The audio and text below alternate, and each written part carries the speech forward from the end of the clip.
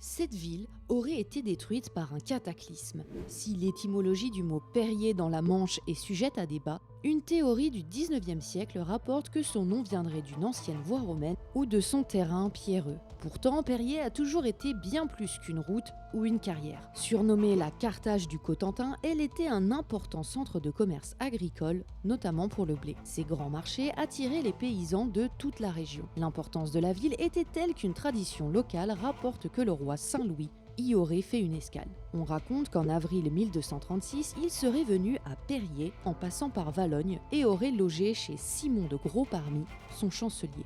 Mais la tradition populaire de Perrier rapporte qu'à une époque reculée, une ville plus considérable aurait été détruite par un cataclysme. Si la légende est fausse, le destin a en revanche fait écho à cette croyance. Un cataclysme, Perrier en a bien connu un, mais en juillet 1944. Un bombardement a ravagé plus de 90% de la ville. De ce chaos et de ses cendres, une nouvelle Perrier est née. Reconstruite avec la pierre lumineuse de Valognes, la ville s'est offerte un nouveau visage, un retour vers la lumière après les ténèbres qui a permis à la cité de briller à nouveau.